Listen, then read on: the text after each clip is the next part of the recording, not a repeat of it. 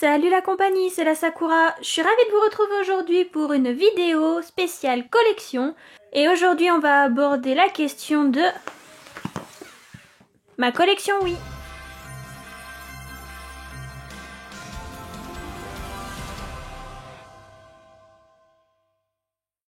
Alors sur la Wii, j'ai environ une quarantaine de jeux que je vais vous montrer assez rapidement.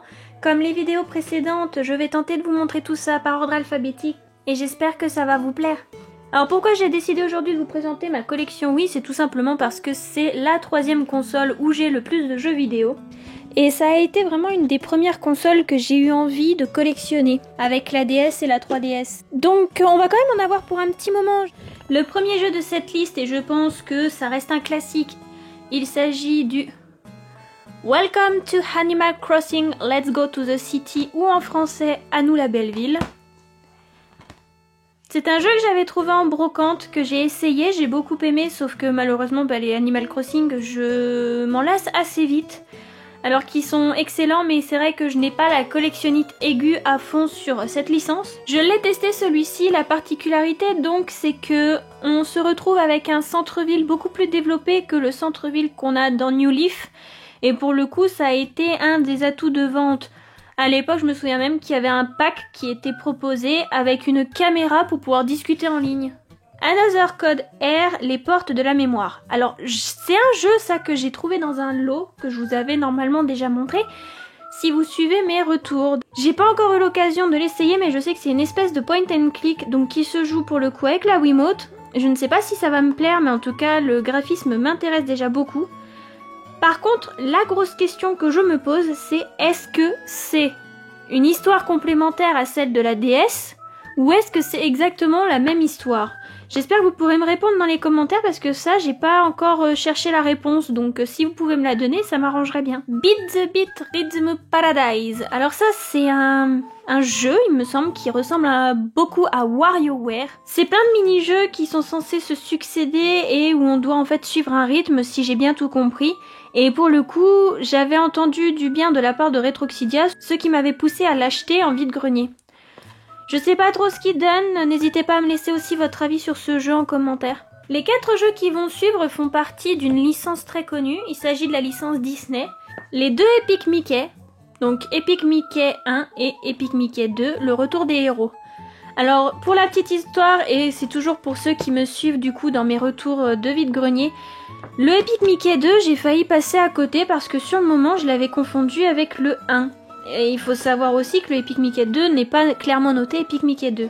C'est vraiment quand en fait j'ai ouvert la boîte que j'ai vu qu'il s'agissait du 2. Du coup je l'avais pris avec un lot de 3 autres jeux je crois pour 5 €. Et franchement j'étais super contente. J'ai entamé donc le Epic Mickey 1 qui est un jeu d'aventure plateforme que je n'ai pas encore terminé. Mais franchement j'ai adoré retrouver Oswald, le premier petit personnage de Disney dans ce jeu et je le ressors du coup régulièrement dans des conversations quand on parle de Disney parce que je trouve vraiment que c'est un personnage qui aurait mérité plus d'attention. Ça c'est un jeu tiré d'un des films de Disney, il s'agit de Réponse. Alors ça c'est un jeu que j'ai décidé d'acheter sur un coup de tête parce que la vendeuse m'avait dit qu'elle avait beaucoup apprécié le jeu. Je l'ai pas encore essayé mais ça m'a tout l'air d'être assez intéressant et je m'attends pas à grand chose de la part des jeux Disney. Comme Epic Mickey a été une très bonne découverte, je me dis que ça peut être très intéressant. Par contre je vous en dirai pas plus parce que je l'ai pas encore essayé. Le dernier jeu Disney que je possède c'est le Disney Think Fast. Alors ça, le Think Fast, c'est un quiz interactif si je dirais, présenté par le génie et qui donc pose beaucoup de questions par rapport aux films Disney. Alors si vous les avez pas vus, c'est même pas la peine d'y jouer, vous ne vous en sortirez pas, il n'y a pas de questions générales, c'est véritablement spécifique à l'univers de Disney. Moi-même, il y a certaines réponses que je n'ai pas pu donner, tout simplement parce que je n'ai pas vu tout le catalogue des films Disney. Par contre, j'ai quand même passé un bon moment, bien que le jeu est peut-être un peu trop facile quand on est vraiment fan de Disney. Chez Nintendo, je demande obligatoirement du coup le gorille Donkey Kong. Alors ça c'est un jeu aussi que j'avais trouvé en brocante, j'étais super contente de l'avoir trouvé, bien que je sois nulle au jeu de plateforme, ça reste un classique. Mais quand je vous dis que je suis nulle au jeu de plateforme, je suis vraiment nulle, hein. Tous les ravins, je me les paye à chaque fois au moins une fois avant de réussir à les passer. C'est vraiment le genre de jeu que moi j'aurais détesté à l'époque quand j'étais petite parce que j'aurais manqué de patience. Mais pour le coup, je sais que c'est un jeu qui est dans la ligne un peu des jeux rares de l'époque. À la seule différence, c'est qu'il y a eu des remaniements scénaristiques sur les personnages, ce qui du coup peut poser problème pour les fans hardcore. Mais moi personnellement, n'ayant fait aucun Donkey Kong, je suis contente de l'avoir. Ce jeu-là, je l'avais eu donc avec le Another Code. Il s'agit du Dragon Quest Sword, la Reine Masquée et la Tour des Miroirs. Ça, c'est un jeu, j'en avais discuté avec une amie qui l'avait eu à l'époque, elle avait adoré. Il faut dire aussi qu'elle n'avait eu que la Wii à l'époque, et pour le coup, j'ai découvert que c'était un jeu qui se jouait à la 3e personne, je crois, avec la Wiimote. Alors ça m'a l'air très intéressant, et pour le coup, j'attends de voir ce qu'il va donner. Personnellement, je n'ai encore jamais terminé de Dragon Quest parce que je me retrouve toujours coincée à un moment où il faut que je fasse du farming et le farming m'énerve parce que je n'arrive jamais à avoir les matériaux qu'il me faut. C'est assez affligeant quand j'en parle parce que ça m'énerve. Mais pour le coup, j'adore les Dragon Quest, ils ont généralement des scénarios plutôt sympathiques. Et franchement, moi je vous recommande cette licence parce que c'est une source sûre. Ça, c'est un jeu que je vous avais déjà déconseillé d'acheter. C'est le Final Fantasy Crystal Chronicles Echoes of Time. Alors, la simple et bonne raison pour laquelle je vous dis qu'il ne faut pas l'acheter, c'est parce que c'est une grosse arnaque. Il s'agit ici en fait d'une adaptation du jeu sorti sur la Nintendo DS, et donc on se retrouve avec 2 écrans sur un seul écran de télévision où on doit switcher entre la Wiimote et les 2 écrans pour pouvoir avancer. Donc pour le coup, il est beaucoup plus ergonomique sur la DS et moins chiant qu'avec la Wiimote. Par contre, pour le coup, moi je l'avais beaucoup aimé celui-là et je compte le retrouver. Je sais plus si je l'ai sur la DS. Il faut dire aussi que je commence à en avoir tellement. Mais c'est un jeu vraiment que j'ai adoré et qu'il faudrait un jour que je réussisse à terminer. Toujours dans la lignée des Final Fantasy, j'en appelle au Final Fantasy Crystal Chronicles The Crystal Bearer. Alors je sais pas du tout comment ça se prononce, c'est un mot qui n'est pas du tout dans notre vocabulaire pour le coup. Je l'ai lancé et franchement j'aime bien. On incarne donc le personnage qu'on aperçoit ici tout au long du jeu et on rencontre d'autres personnages au fur et à mesure de notre aventure.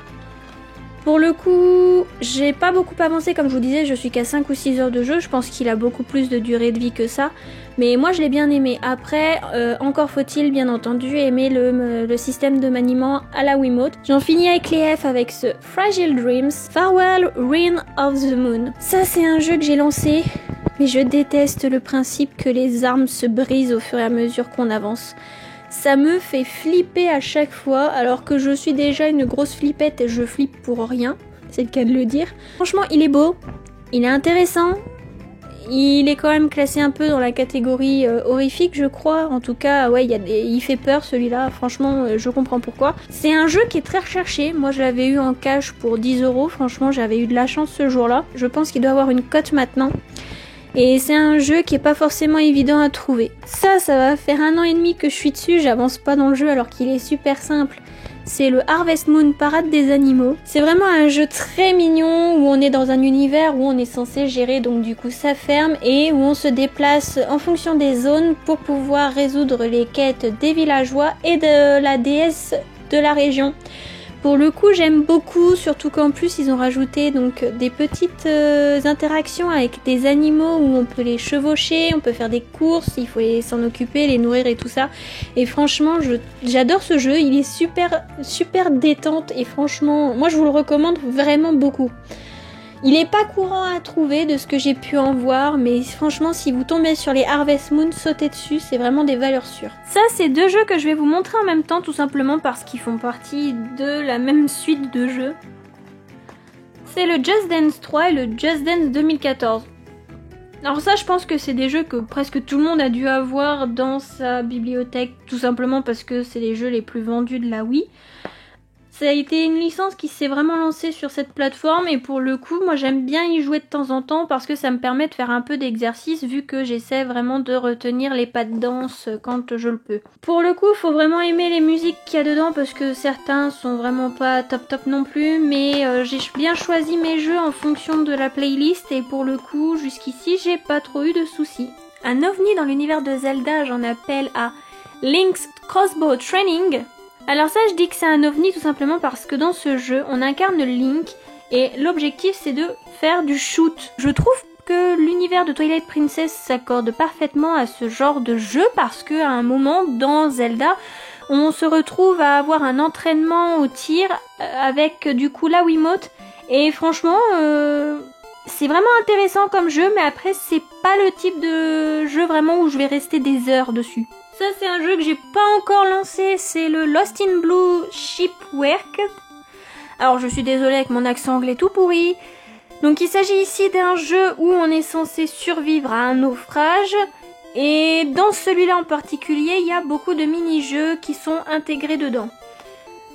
Alors je veux bien comprendre qu'on essaie de proposer des jeux par rapport aux capacités de la Wiimote, mais d'un autre côté, je me demande si c'est pas ennuyeux à la longue, bien que ce soit du Konami. Si vous y avez déjà joué, n'hésitez pas à me donner votre avis. J'en arrive donc maintenant au jeu de la licence phare de chez Nintendo. J'en appelle donc au Mario. Et donc, en premier, j'ai Mario Power Tennis. Alors ça, il faut savoir que ces petites boîtes-là sont un peu bizarres, tout simplement parce que ce sont des portages des jeux GameCube sur la Wii. On incarne les personnages de l'univers de Mario dans un jeu de tennis où on est censé réagir comme un tennisman, c'est-à-dire en bougeant la Wiimote comme si c'était une raquette. Alors pour le coup, je l'ai pas plus essayé que ça, j'ai dû jouer 5 minutes. C'était plutôt pas mal, mais je sais pas trop ce que ça va donner si jamais je jouais vraiment avec une manette GameCube. Pour le coup, je me demande quelle est la différence avec le jeu d'origine. Pareil que pour du coup les deux jeux Just Dance, je vais associer ces deux-là tout simplement parce qu'ils sont de la même licence. Je parle des Mario Party 8 et 9. Alors je crois que c'est pas les préférés de la communauté. Beaucoup préfèrent les premiers Mario Party. Moi j'ai pas joué au premier, j'ai dû jouer une seule fois au 4 chez un ami parce qu'il avait la GameCube. Et encore je suis même pas sûre que ce soit ce numéro là auquel j'ai joué pour tout vous dire. Parce que les 10 ou 12 Mario Party qui sont sortis, je suis incapable de vous donner les différences vu que j'y ai pas joué. Mais pour le coup ces deux là je les garde précieusement parce que c'est de très bons jeux à jouer avec les amis.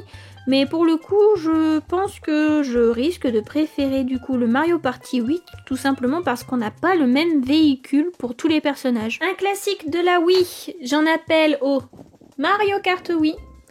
Alors ça, je déteste jouer avec les Wiimotes à Mario Kart, je n'y arrive pas. Je suis toujours obligée de rajouter le nunchuck si je veux m'en sortir. Ça a été un opus qui a vraiment ancré la licence des Mario Kart sur les consoles de salon. Et pour le coup, j'adore le Mario Kart 8 que j'ai sur la Wii U et sur la Switch. C'est vraiment des jeux jouissifs quand on les fait à plusieurs et franchement, moi je les conseille absolument. Après, le Mario Party, oui, ça reste un classique, mais je pense vraiment que je préférerais son petit frère tout simplement parce que l'autre est beaucoup plus complet et surtout que j'aime beaucoup le système de dérapage où on a plusieurs étapes. Des jeux qui ont fait polémique à cause de la réédition de Nintendo sur la Switch avec la compile Super Mario, ce sont les Mario Galaxy, Mario Galaxy 1 et 2. Alors tout simplement, là, pour expliquer pour ceux qui sont pas au courant, il y a eu une petite polémique tout simplement parce que Nintendo a mis le Mario Galaxy 1 sur sa compile alors que le 2 n'y est pas. Choix de Nintendo, je ne sais pas si c'était un bon choix ou pas, mais après, pourquoi pas. Après, moi je reste sur le principe que je pense que le jeu est quand même beaucoup mieux à jouer sur sa console d'origine avec les manettes d'origine parce que après tout le gameplay a été pensé comme ça en fonction de la manette. C'est un jeu, j'avais fini quand j'étais plus jeune avec quelqu'un de ma famille, donc le Mario Galaxy 1 et le 2 je ne l'ai jamais fait. Donc je suis contente de les avoir, c'est vraiment des jeux qu'il faut que je fasse et ce sont ceux qui ont introduit le personnage de Harmony, personnage que j'adore jouer dans les Mario Kart. Le dernier Mario que j'ai récupéré ce matin au moment où je filme, je l'ai vraiment eu pas cher ce jeu là. Je suis tombée sur une bonne annonce pour le coup sur Le Bon Coin. C'est un jeu où je sais pas concrètement si je vais aimer. Vraiment, je ne sais pas. J'ai un avis assez mitigé en fonction de ce que j'ai pu en lire sur internet, et pour le coup, je pense qu'il faut vraiment que je fasse ma propre opinion sur ce jeu. Pour le coup, il a l'air très mignon, je ne sais pas ce que ça va donner, je me laisse la surprise. À savoir malheureusement que celui-ci n'est pas complet. Je cherche donc la notice si jamais quelqu'un passe par là et a décidé de la vendre pour pas cher. Ça, c'est un jeu dont j'ignore si je vais le garder ou pas parce que ça m'a pas l'air du tout dans ce que j'aime au niveau des jeux. C'est le Metroid Prime Corruption. Le 3 pour être précis. Ça m'a tout l'air d'être un jeu de shoot et comme j'expliquais, les jeux de shoot, je joue très peu à ce genre de jeu. Je n'aime pas par exemple les Call of et tous les jeux dans le même style. Je sais que la licence de Metroid est très appréciée mais que Nintendo en a fait un peu n'importe quoi en fonction des Prime, des Metroid basiques et compagnie. Enfin bref, je m'y connais pas assez sur cette licence pour vous en dire plus. Il y a beaucoup de youtubeurs qui ont déjà fait des vidéos comme ça. Pour le coup, c'est un jeu que je vais tester. Il faut que je le teste, je l'avais récupéré en broc. Je le testerai, je me ferai mon avis, mais je pense que c'est mal parti pour lui. Un jeu un peu bateau, un peu enfantin, mais c'est typiquement le jeu que j'adore pour passer un moment tranquille. C'est le My Sims Kingdom. Alors il faut savoir qu'il existe aussi un My Sims. Et le principe est à peu près le même partout.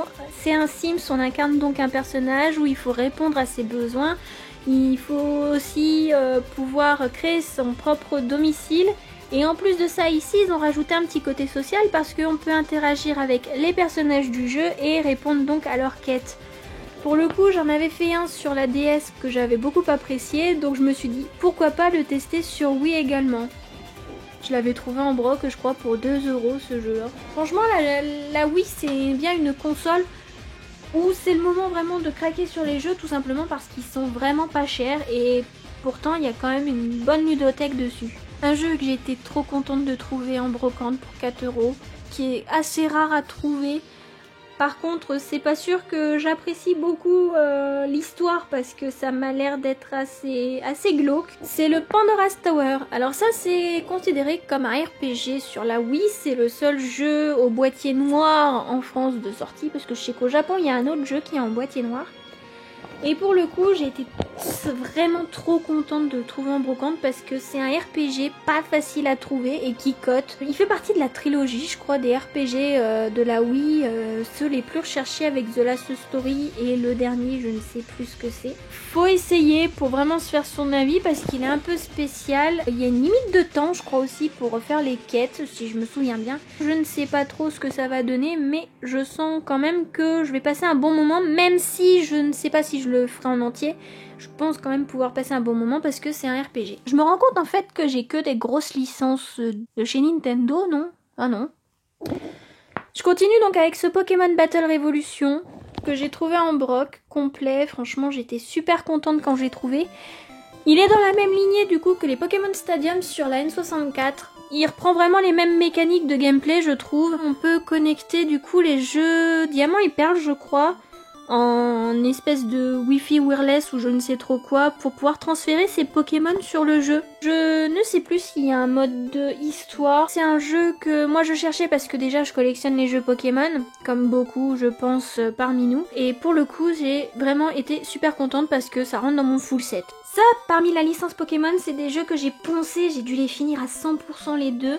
Il s'agit des Poképark. J'ai adoré tout simplement parce que c'est un univers super mignon où on incarne Pikachu et où on peut parler à d'autres Pokémon. Déjà rien que ça, moi ça m'a fait craquer. C'est censé être des jeux pour enfants, mais franchement, ils s'adaptent aussi très bien aux adultes, je pense. Je dirais pas non à un 3e opus, moi personnellement, sur la Switch. J'ai adoré les 2 opus. Moi, je vous les recommande si vous êtes amateur comme moi de jeux sans prise de tête. J'ai craqué pour l'univers. C'est pas croyable à dire, mais rien que l'univers me fait craquer, surtout que j'adore déjà Pokémon.